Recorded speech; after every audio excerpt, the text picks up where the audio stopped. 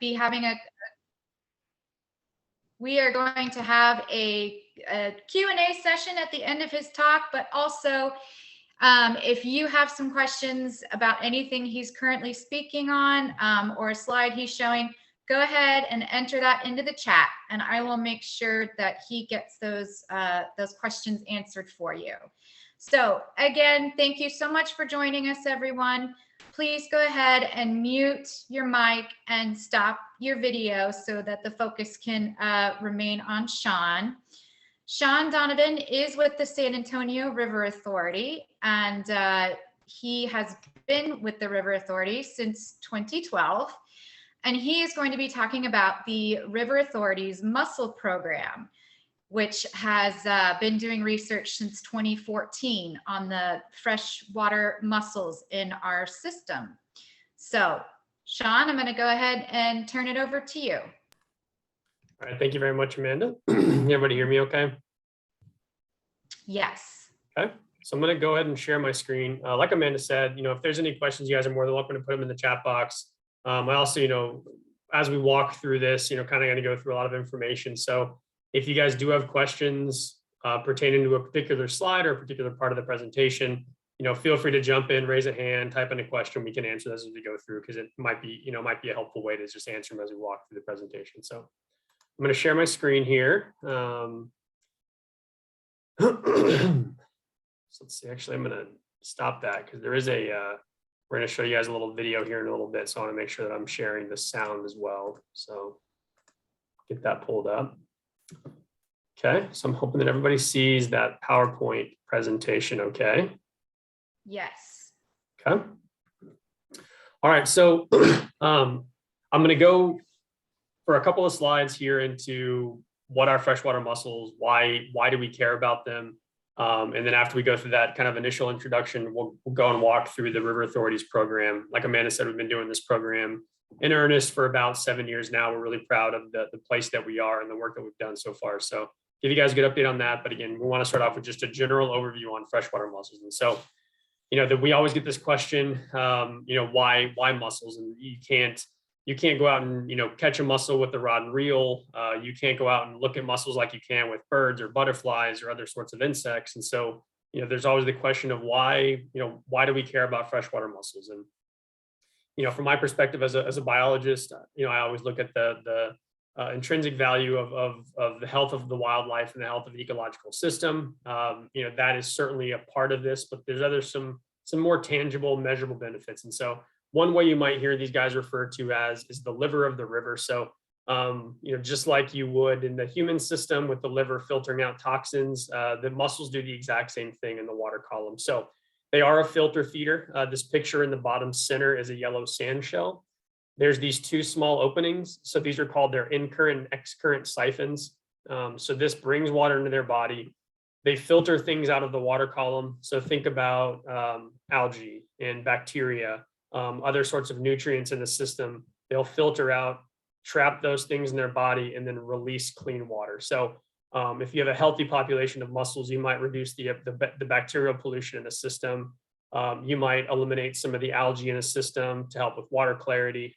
So again, a really good filter feeding species. This life history characteristic also makes them what are called indicator species. So think about the canary in the coal mine. If you have a toxin in the water, if you have water quality issues, fish can go and swim somewhere else. Fish are very mobile. They're very quick. They can go to a different place that has better water quality. Mussels can't do that because they are relatively immobile. The other really cool part is they have this parasitic life cycle. So this picture in the top right is the cross section of a fish's gill. All of these little circles on that are the juvenile or the larval phase of a mussel. So these larval mussels will get released into the water column.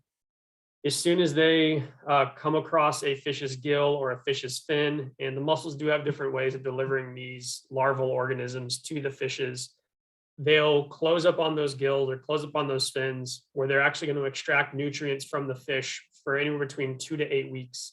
After that time period, they'll drop off as juvenile mussels and live the rest of their lives in the sediment like this mussel is doing right here. So you can see they're very unique, the filter feeding life cycle, the fact that they're parasitic on fish, having a mussel population in the river is a very good very good indicator of aquatic health, of riverine health. So talking about this life cycle a little bit more, this is a figure we like to use quite a bit.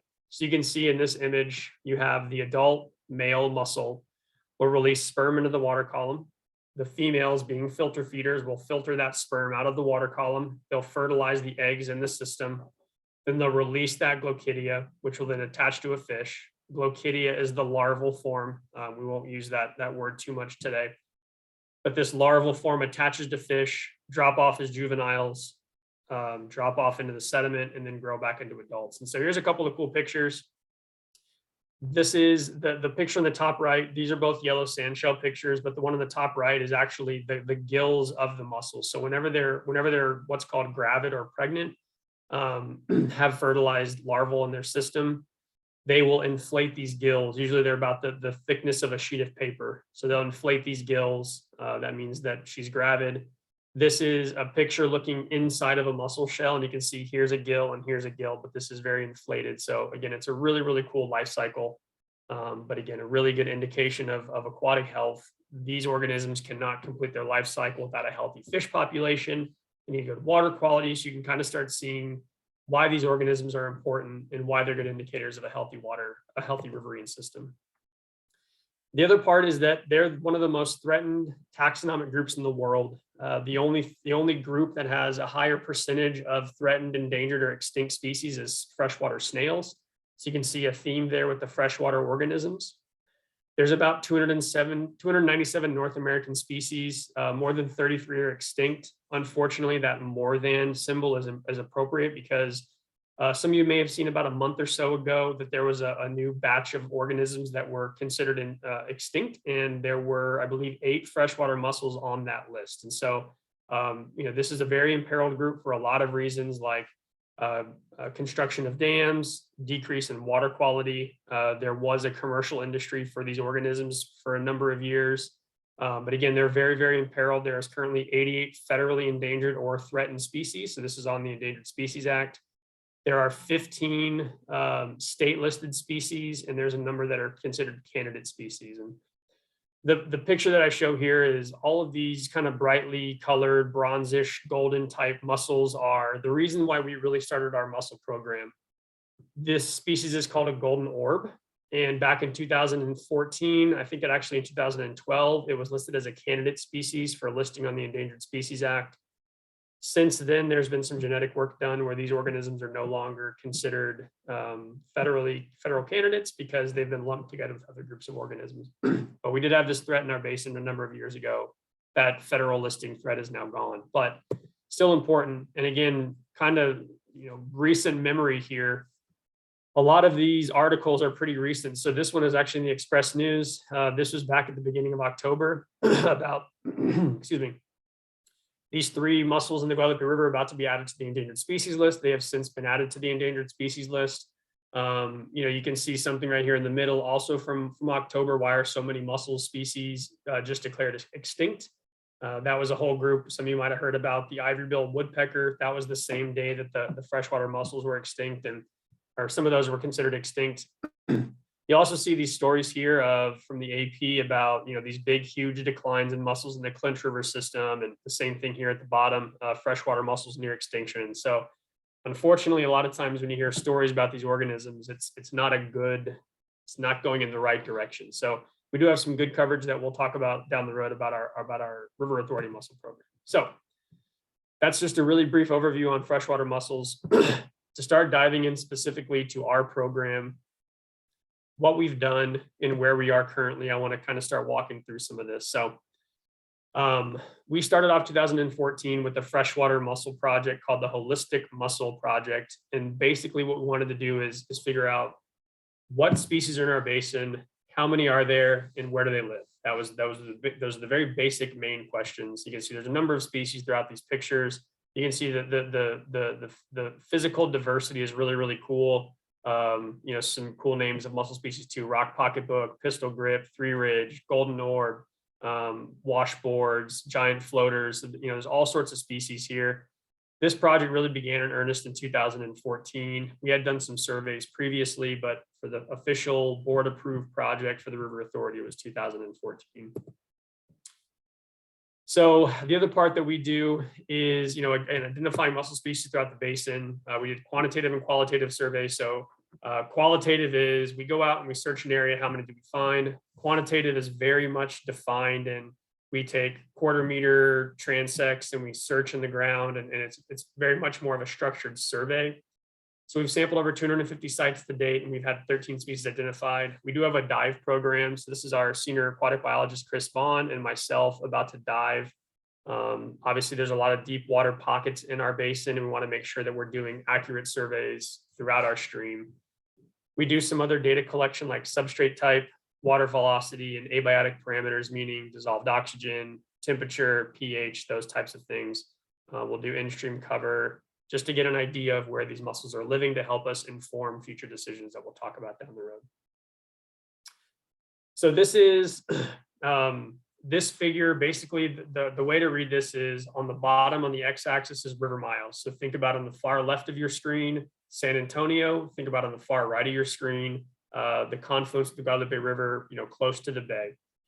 The dot represents a single individual sample, and the y-axis is what's called a catch per unit effort. So if I went out today searching for mussels with Amanda, and her and I searched for a total of 30 minutes. So it would be her 30 minutes plus my 30 minutes equal 1 hour. If we found 10 mussels, that means we found 10 mussels per single hour. So our catch per unit effort number would be 10. So somewhere right around here.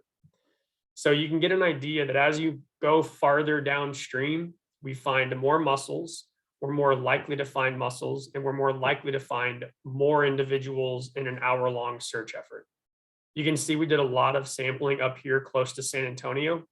You see some really big outliers. So like this one close to the confluence had more than 60 individuals in a single hour. But what I want you to focus on is this upper part right here. So you can see a lot of zeros, but you do see quite a few that are up in this, 5 to 20 range of mussels per search hour. This is what a catch per unit effort of 65 looks like. So here's a bunch of mussels, again, number of species. So we have yellow sandshell here. We have giant floater, rock pocketbook, Tampico pearly mussel. So you can see there's, have some fun with some mussel names. They're very interesting names for these organisms. But what we highlighted there on the far left is really the mission reach and then some remnant channels. So for about 2 years or so, a year and a half, we searched 23 sites in the Mission Reach. And, for those of you that aren't familiar, the Mission Reach is an 8-mile stretch of restored river just south of downtown San Antonio. We did 23 sites for about over a year and a half or so and found this one individual mussel in the entire Mission Reach. Now, that makes sense. The Mission Reach was a massive stream restoration project. The area was completely dewatered. So something like a mussel that can't move and find water or find deeper water or find better oxygenated water, they're probably going to perish.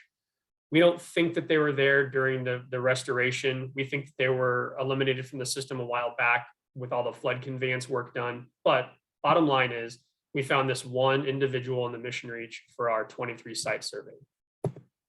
In a couple of remnant channels in San Antonio as well, we surveyed 19 different sites. We found 68 individuals representing 4 different species. So these remnant channels are areas of the river that have always maintained water, that are the natural course of the river and have not been disturbed the same way the Mission Reach has. One of these is by the old Espada Dam. So if you guys know where the current Espada Dam is, by Mission Parkway, just south of Military Highway, just to the west of the main stem, there's a little channel that goes to the old Espada Dam. That's the Espada remnant. And then down by Mission San Juan is the San Juan remnant. So these areas that have maintained water consistently over time have these healthy mussel populations. So we started thinking from the scientific perspective, okay, what are the conditions on the ground that are allowing mussels to survive here, but not here? Why are they surviving the remnant channels, but they're not surviving in the Mission Reach? And again, the obvious one is water. And this is just a quick little visual graphic of all of these purple sites are Mission Reach. Orange is a spotted remnant. Green is San Juan remnant. You can see the catch per unit effort here. The average is 0.05 because the one mussel in the mission reach, quite a bit higher in Espada, and again, quite a bit higher in San Juan remnant. This is why, obviously, the big reason why there are no mussels in the mission reach. So this is upstream of Mission Road. This is the way the water was diverted when this project was done.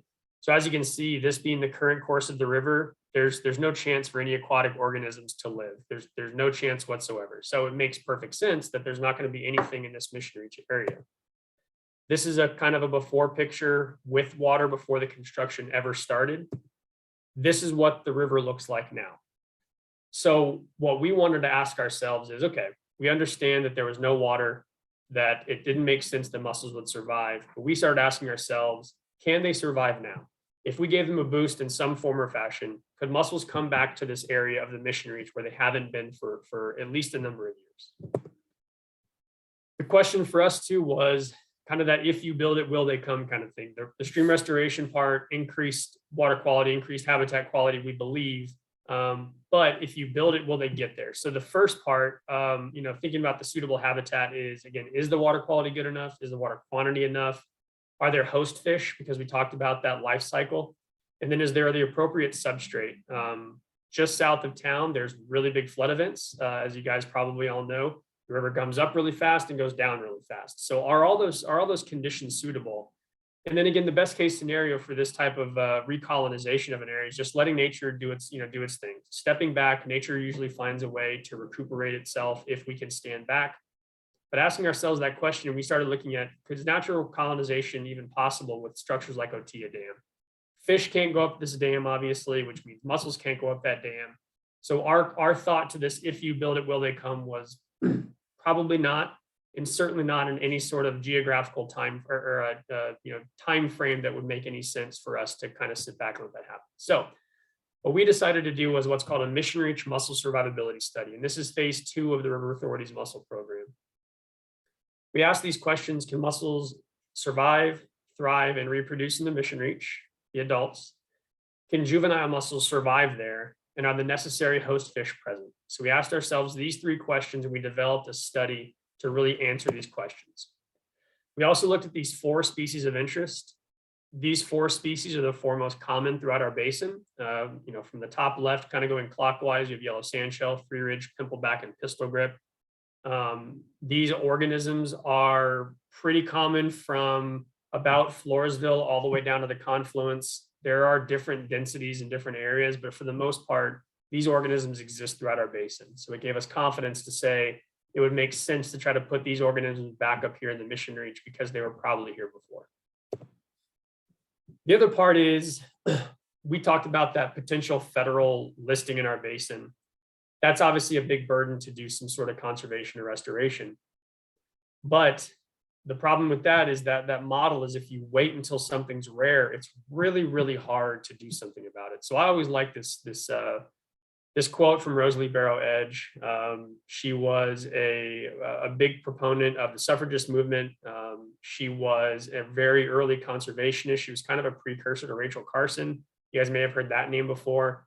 This is at the National Conservation Training Center, U.S. Fish and Wildlife Service facility. And I really like this quote of: the time to save a species is while it is still common. If you take the steps to conserve a species while it is common, you don't run into that potential issue down the road where there's not many organisms left and you're really fighting an uphill battle. So it's been really encouraging to get constant support from our executive team, from our board of directors, to continue working with these species and do these different projects. So this is Chris again. We initiated what's called a Mission Reach Mussel Survivability Study back in 2017.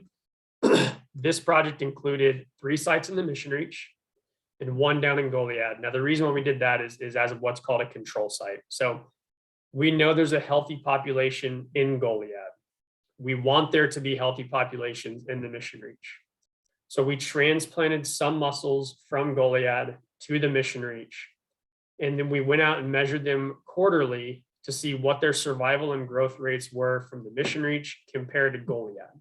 The logic being that if the growth rates were at least roughly the same, up here as they were down there, that would give us confidence that mussels are not only living and they're surviving up here, but that they're surviving along a similar line as the Goliad mussels. That was our general component of our study at the very beginning. So we did different types of gears. We did what's called a bunker. Quickly go over these, and it's basically exposure to water quality. The idea was exposure to water quality, but not sediment. As you can see in that picture in the top middle, we had sedimentation issues. But overall, we usually found the bowls like this bottom one here. So we had one of each of our species in there. You can see they each have this number. So what we would do is we'd go out in January of 2018, we'd measure number 159. We'd come back in April of 2019 or 2018, we'd measure number 159 again, and we'd see how much is that mussel growing over time. We also had cages. The idea behind this is that they would be exposed to water quality and sediment quality. They wouldn't be at risk of being washed downstream because they were in these enclosed cages, and they wouldn't be at risk of like predation. They wouldn't be able to move out to a different area. So we'd be able to come back, open these cages, and look at them every time and measure them every time. We also had an open plot site that was basically just, again, as it sounds, we put them out in the middle of the river. We went back and tried to find them. We had these things called pit tags on them to try to find them. We had a wand. We could go out there kind of like a metal detector and try to find them. So at our mission reach sites, we had 78% average survival. At our control site, it was about 50%. Again, the asterisk is there because we had a really, really high flow of it in Goliad for a long time. And our cage that was shown in this picture here on the right-hand side, this is our Goliad site on the right. This cage was pretty well destroyed. We were able to still find some mussels out of there. So we say survival. We don't think that they died. We just think that they got washed downstream. But that's something that we just can't confidently speak on because we did not find them. So this survival was really good. Kind of keep an eye on this Mission Reach 2 site here for a second, because we're going to go straight to this figure and show you that the reason why there's this gap in the control site is because this was during from May of 2018 all the way through March of 2019. We couldn't get out to Goliad because the water was flowing so high. So you see there was this big data gap, but if you extrapolate it out, you can see where the growth rate is. The growth rate at our Mission Reach 1 site, which is the farther upstream site, was still pretty comparable to the control site. Not bad, but the very interesting part was this Mission Reach 2 site, just downstream of the Spotted Dam and Mission Parkway, again, right downstream of Military Highway, was significantly higher growth than the control site or Mission Reach Site 1. So this really gave us a lot of confidence to say, man, this is really surprising and very encouraging that not only are mussels living there, they're growing significantly faster than our mussels downstream in Goliad. So we're kind of starting to get a picture of what this looks like for us. The reason why we stopped right here, this red line, just to kind of give you some more background, is after this point, we had complete loss of our gear types down there, again, due to high flows once again. So we don't think necessarily that the mussels perished during the study. We just think that there was gear type issues that the gear got destroyed and they were pushed out somewhere in the river again. So just wanted to kind of throw that out there, why that line stops. So another way to look at this is just cumulative weight gain. And so you can see percent growth over here on the left-hand side in weight. We did percent volume as well. Really just look at the weight gain. So the mussels at the Mission Reach Site 2 grew about 40% in weight, the control site about 12, and the Mission Reach 1 site about 8. This is not a significant difference. So like statistically speaking, from the scientific perspective, we would say that these two are comparable growth rates, whereas this one is, you can see, significantly higher than either one of these two. So more evidence giving us a lot of confidence that this weight gain is really, really meaningful. Another thing we did, I'm just going to quickly jump into this, is juvenile toxicology trials. We have concerns about certain pollutants. Mussels are very susceptible to copper pollution and to ammonia pollution. So we did toxicology trials with US Fish and Wildlife Service. The main thing on this graph, there's 3 different components I want you to look at, is this red line is what's called the acute toxicity criteria. So acute meaning if mussels were exposed to a concentration of metal greater than this general area, wherever this is, that they in theory would perish because of that exposure. So the good thing is this was our worst case scenario event of stormwater sampling. You can see that this was the concentration. This blue line is the actual concentrations we measured. So while we did have one concentration significantly higher than what may be lethal to mussels, it very quickly after 30 minutes dropped below this line. So again, that toxic criteria was more than an hour, and you can see that we quickly dropped below that line. This is some more toxicology trial information talking about the concentrations. Again, basically just understanding that as long as the blue line stays below the red line, that water quality is supporting life for mussels. So we did this a couple of times at the very beginning of this calendar year. You can see a picture of Zoe there. So Zoe led our toxicology trials with U.S. Fish and Wildlife Service. And this is the U.S. Fish and Wildlife Service set up in Inkstand and Burnett, Texas, where we're partnering with them. The really cool thing is that these are the juvenile mussels that they have on station. And those were actually grown from mussels sourced in the San Antonio River. So these individuals were brought from the river in a female mussel. We were able to get them on host fish and develop them into juveniles to then drop off. So it's kind of cool seeing this like life cycle, this captive propagation really successfully working. So I'm really excited to see that going. We also did what we call desktop toxicology trials. Basically what we wanted to do is we wanted to look at what is the water quality like here in San Antonio compared to the water quality down in Goliad. Now we're doing a lot of comparisons and there's a lot of different ways that we're looking at this study. But again, we want to make sure we're being as thorough as possible. The logic behind this is that if the water quality conditions are the same here, where we don't know if there's mussels living, and in Goliad, where we do know that there's mussels living, that gives us more confidence to say this water quality, because it's the same as Goliad, is going to be supportive of mussel growth. So you can see some of these things. It's not necessarily the worst thing whenever these are higher. So chlorophyll A is the metric being valued here, shown here. So chlorophyll A is basically an indication of algae.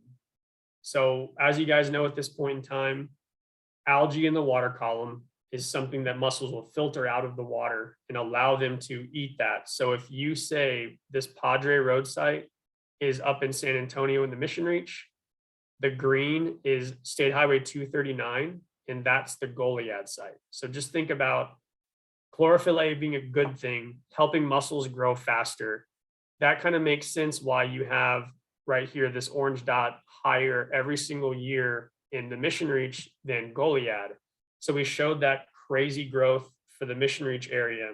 It makes perfect sense based on this because it just tells us there's more foodstuffs available in the river. That's probably why they're growing faster than the mussels in Goliad. So again, some confidence there.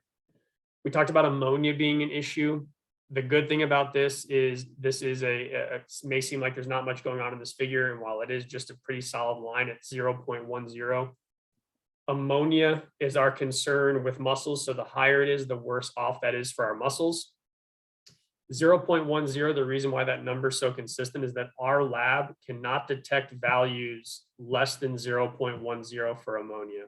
So basically this means that there's such little ammonia in the system that it's non-detectable for our lab. So this is another really encouraging thing. So if you put together there's more foodstuffs in the Mission Reach, there's nothing toxic in the Mission Reach. That again continues to give us, you kind of see this theme of more and more confidence for us developing this moving forward. So kind of getting into the genetic management plan. Again, I'll quickly go over this just to give you an idea. We're now really confident about this freshwater mussel reintroduction. So now our mindset shifts from can we reintroduce mussels to how do we responsibly do this? Diversity in every walk of life is very, very important. Thinking about genetic diversity in the sense of response to diseases. So everybody knows that person who seems to never get sick and they have the immune system that can fight off anything they get at all. That is largely a genetic makeup of that particular individual. Some populations are more susceptible to certain types of diseases. Other populations are less so. The same thing can be said for mussels. And so you want to make sure that you're having a diverse genetic representation of mussels in your population up here in a reintroduced area. So what we did over the last few years is, you can see this is down again, this orange pentagon down here in the Goliad area, all the way down to the south, and you can see all the way coming up here towards Floresville, where some of our mussels are. We did what's called mantle clips. We then sent these mantle clips off to the research center in New Mexico with Fish and Wildlife Service to do some genetic work for us. And I want to just very quickly show you guys a little video of Zoe on the right, Chris on the left, doing a genetic mantle clipping of a mussel. So they're going to kind of talk about it here in a second, but it doesn't last for too long, and I won't show the whole entire thing. So what they're doing is they're flaming the forceps and the scissors, because we don't want to cross-contaminate the sample that we're collecting. Chris is using speculum to open up the mussel shell just enough for Zoe to get in there and take a little bit of a clip. So Zoe now has some of that tissue. And off camera, you have Austin here, who has a vial of alcohol to preserve that sample. So as you can see, we take a clip from these mussels and we then send those clips off to this genetic facility for the Fish and Wildlife Service. So what that group then does for us is they send us back information on the genetic makeup of those mussels, and then we can develop a strategy to make sure that we're sampling mussels and we're pulling mussels from the river to make sure we maintain whatever genetic diversity is commonly present in the river. So hopefully everybody kind of follow along with that. So where we are today, and I really mean today, so we are moving forward with the mussel reintroduction. We're going to reintroduce all 4 of these species over the next 5 years. Any day now, I expect it to be sometime either tomorrow, Thursday, or Friday. We're going to have a finalized contract with Fish and Wildlife Service to do a mussel reintroduction. So I showed you guys those not so happy articles earlier in the presentation, and here's a bit of a happier article. This was published at the end of August about our reintroduction program. This is in the Express News. And again, the title kind of says it all. After a 100-year absence, mussels returning to San Antonio River, and they've been missed. So we talked about the water quality benefits, the healthy ecological indicators, all of those kinds of things. So we're really excited to get this going. We're starting to get some good publications on this, some good publicity on this, because we're really excited about this program. And again, another reason why we're happy to come talk to you guys tonight about the work that we're doing here. So to kind of cap this whole thing off, we've talked about mussels a lot, but obviously we talked about their life history and their life cycle, is that fish are really important too.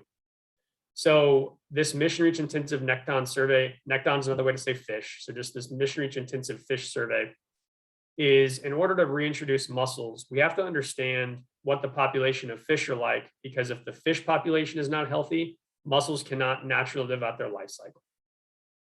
So this study was really to establish the species diversity and abundance throughout the mission reach, and the size and age structure to make sure there's a healthy population overall.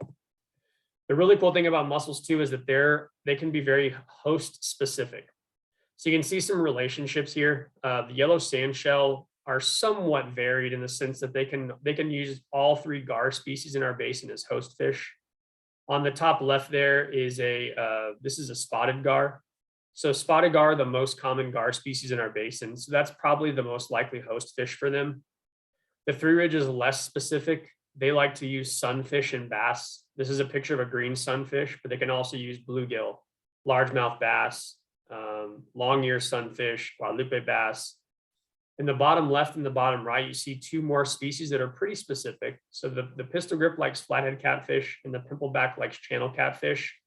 They can use other catfish species, but the success rate of those individuals attached to those fish will not be as high as it would be for their specific host fish species. So the really cool thing is, looking at some of these host fish species, you see channel catfish have been found downstream and upstream of this black barrier is really important to us. This is a spotted dam. So again, I've been referencing Military Highway. Military Highway is right about here. This is a spotted dam, and while the picture here doesn't look, that high, this is an impassable structure for fish. So to have flathead catfish and channel catfish both found here and all the way up here, well above a spotted dam, is very, very encouraging to us. That means that there's host fish upstream and downstream of this significant physical barrier. The sunfish species are found throughout. So again, we talk about bluegill or warmouth or green sunfish or bass species. They're found throughout the mission reach. The one we're missing to a certain degree right now is the gar species. We have seen them down from the spotted dam, but we haven't put our hands in them and caught them. So we don't consider them to be recorded in the mission reach yet, because we haven't 100%, haven't identified with 100% certainty what species it is. We hope to change that next week whenever we do our newest round of this intensive fish survey. Fingers crossed. Here's some species we found. This has been a really, really good effort so far. So you have a channel catfish, a flathead catfish, and at the bottom there's another green sunfish. So, it's a really fun project for us to do. I know our staff's looking forward to getting out there next week and getting back out and catching some more fish. The last thing we'll talk about is our habitat suitability model. Again, without getting into too much detail here, we don't want to go out and just broadcast these mussels all over the place. Not every single patch of the mission reach is going to support, they don't have the right substrate types, or the flow velocity is too high. So what we're doing is we're really looking at a strategic selection of these sites. We have a really good collaborative partnership with U.S. Army Corps of Engineers, Texas State, Utah State, Texas Parks and Wildlife, and ourselves to really look at this in greater detail and really have a really good, well-defined model to be able to inform the specific locations in the mission reach that we're going to go out and put these mussels in. So we're really excited about this opportunity to collaborate and see what we can do. This gives you a general idea of what we're looking at. So this is a model that was done on the Colorado River. It's kind of a heat map. So think of the darker, hotter colors, red here being really good mussel habitat, the lighter yellow, green colors being poor habitat. We're going to have something along these lines, hopefully with a little bit more clarity and granularity in our model. So where we sit right now, we're about to finalize the genetic management plan pretty soon here. The habitat suitability model is probably going to get pushed out into sometime into 2022. We'll be sourcing our broodstock. So broodstock means the individuals used to propagate and create young mussels. We'll be getting those sometime soon here and then early into 2022. And our plan is to have our very first mussels reintroduced in spring of 2023. So you can get an idea of the general timeline. Our contract, again, will start any day now and go all the way through September of 2026. So that gives you a good idea of what we're looking at doing. So with that, I'm happy to take any questions. Again, I know a lot of information. Hope that was clearly conveyed to the group. I'm happy to answer any questions you may have and maybe provide a little bit more clarity. But again, I appreciate you guys letting me come in and talk to you this evening. And I hope you guys enjoyed hearing about mussels more than you probably thought you were going to. So thank you. So thank you so much, Shaun. You mentioned the U.S. Fish and Wildlife site in Burnett, where these mussels are being, do you say propagated or farmed? Yes, ma'am. Are there other sites where they're being propagated other than the one in Burnett? Yeah, there's some different locations. Fish and Wildlife Service has really gotten into this. There's other places in the country that have been dealing with endangered species longer than we have. So there's different facilities, but in the state, Burnett's kind of the one place doing mussel propagation. There's a lot of fish hatcheries throughout the state that Parks and Wildlife runs, that Fish and Wildlife Service runs, but for mussels, that's the place. There is a facility in San Marcos that does more of a research-driven component, but for actual kind of a reintroduction scale production of mussel species, mussel individuals, Burnett's kind of the only place doing it in the state. Okay. We do have some questions. First one is, what are mussel predators and how are their numbers doing in the mission reach? Yep. So the mussel predators, there are some fish species in our basin that can eat them. So think about a big catfish, a flathead catfish, or a channel catfish could eat them, blue catfish. Down closer to the shore, or closer to the coast, excuse me, we have freshwater drum are more common. They can eat mussels. They're more common predator up in the upper San Antonio are things like raccoons. A lot of times you'll see, like in those remnant channels, you'll see a couple of mussel shells and a raccoon will pull them out from shallow water, break them open and eat them. So, the primary predator up here would be raccoons. Downstream, there are some fish species that can eat them. Okay. Another question we have, presence of the Asian clams having an effect on native mussels. The Asian clams don't really have a negative impact on them. That San Juan Remnant Channel is a really good example. There is a we'll whenever we go out and do surveys on habitat, we do substrate designation. So we'll say it's gravel or sand or whatever. We'll call the substrate in the Remnant Channel corbicula is the scientific name. So Asian clams. So they are the substrate in the Remnant Channels, but mussels can still live amongst that shell. So if we ever get zebra mussels in our basin, that could be a problem, because like zebra mussels will actually attach to mussel shells and cause some significant issues, but Asian clam do not have a pronounced negative impact on them, certainly not in our basin. And so far, we haven't seen zebra mussels in the San Antonio River system? They're in Medina Lake, so they are in our basin. Medina Lake is now considered infested. We have not had any we've not had any positive hits in Calaveras or Bronig, and we have what are called settlement samplers in Medina River and some recreationally common areas or popular areas in the San Antonio River. And we haven't found any adult zebra mussels on any of our sediment samplers, and we haven't found positive results in Calaveras or Bronig. So fingers crossed. Yeah. The most likely thing is it's a matter of when and not if, because they are in Medina Lake already. So that's the kind of the downside of that answer. What do efforts look like to cull those populations? It's almost impossible once there's an infestation. There are a couple of very rare instances where and I forget what, it may have been some lake near Waco. If they have this area, like there was a cove that they found, they were doing like basically tow samples of water to see if there was any indications of zebra mussels, and they found some, but they kept finding it in just this one cove.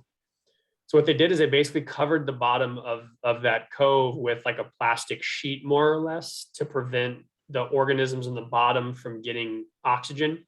Right. And they successfully got rid of the zebra mussels. So there were zebra mussels in that part, one particular part of a lake. But I think that's certainly the only success story in Texas, and it's probably only one of 2 or 3 in the country of actually eliminating them from a lake. So it really is a matter of prevention, not of remediation once they're there.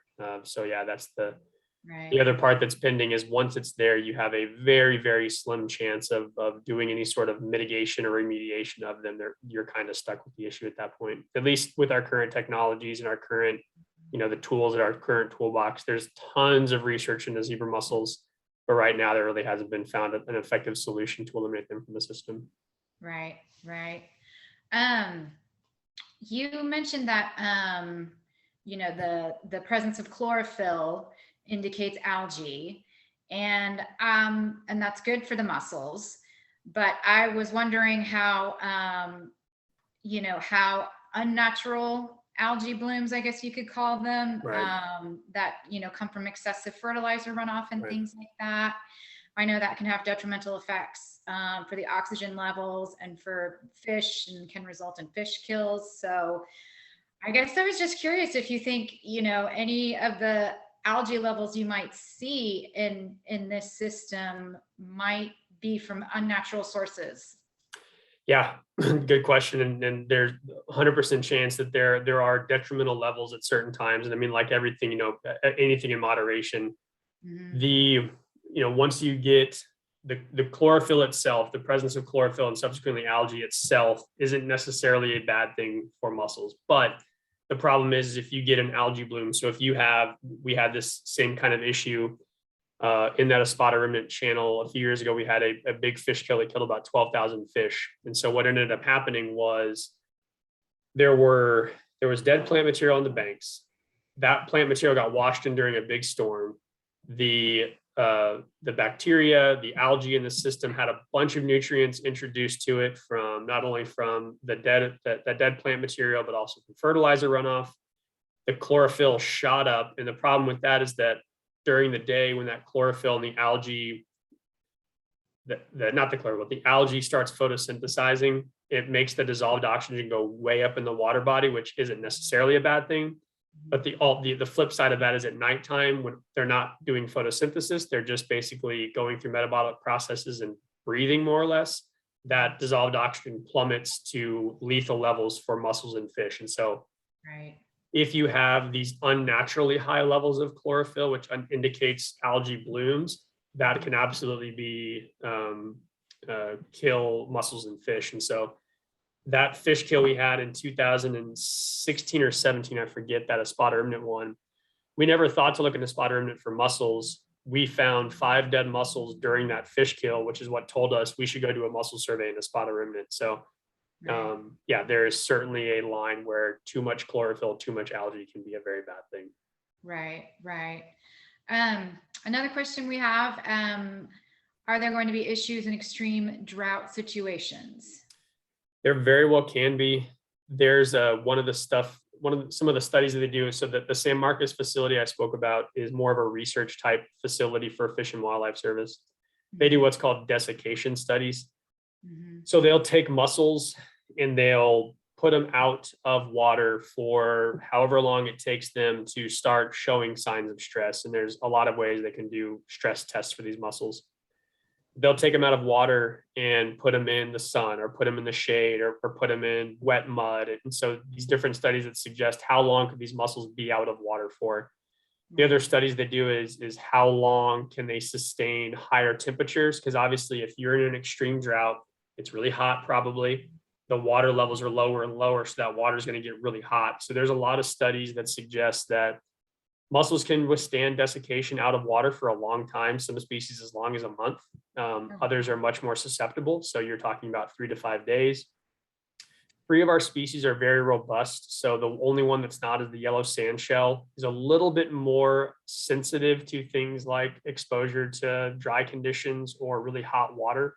The other 3 are pretty hardy. And again, the other benefit we have is that we have that natural base or the unnatural base flow of effluent discharge into the system, which gives us good confidence that there's always going to be some level of water flowing through the mission reach. We're not at the risk of the river going completely dry up here in San Antonio. So there is that benefit that effluent provides you of the confidence that you're not going to fall below a certain level.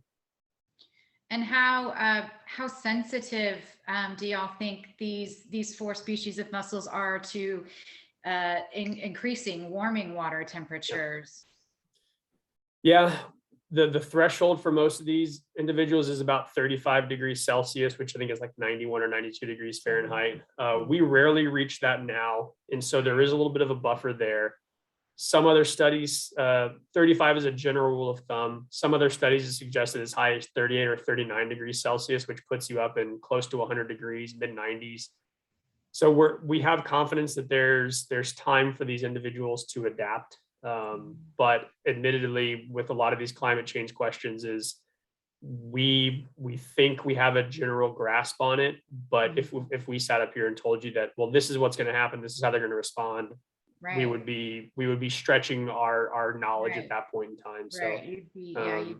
Yeah, it really is tough. We have a level of confidence that they'll be able to survive. Yeah, but you just never know how things are going to react to that change. 91 degrees seems really hot. It is, and it's very uncomfortable to be in for sure. And the other part is that mussels can completely, the phrase clam up. They can close their shells and they can basically stay insulated. And even if it is hot water, they're going to be fine for the most part. And you think about that. So, how hot the water may get, but if we're doing studies that take them out of the water completely for 2 or 3 weeks and they're surviving, then even if there's water to cool them down at least a little bit, that in theory would be enough to support them. So it's certainly a consideration we've made, and it's certainly something that there's risks involved with the reintroduction. We have confidence that those risks would be mitigated by a number of factors up here in the Upper San Antonio. Right. Well, if anybody has any more questions, go ahead and enter them into the chat. Or, you can also just unmute yourself if you want at this point. But that was all that we had so far. Yep. Okay, we have a question here. Interested in learning more about water quality monitoring and how to be a citizen scientist with Texas Stream Team. Oh, this is the question she's posing to the other participants. Yeah. Attend Standard Core Water Quality Citizen Scientist Training on Sunday, November 21st in San Marcos. The morning training is already full, but they will add an afternoon session if enough interest is received. Check the capture calendar for details and email riveravengers@sanmarcosriver.org. Thank you, Cheryl, for that information. That's a great way we can get moving to help work on this. So I think that's all. I think that might be all that we have tonight. That was a lot of information. Yeah, and sure. Things that I don't, I admit I haven't given much thought to. We do have another question, wondering if other species are to be introduced back into this same area. We don't have any plans for, especially for mussels. We're talking about maybe having some fish species that we would help augment the population for. But right now, these 4 are target individuals, and there's no direct immediate plans for any other species.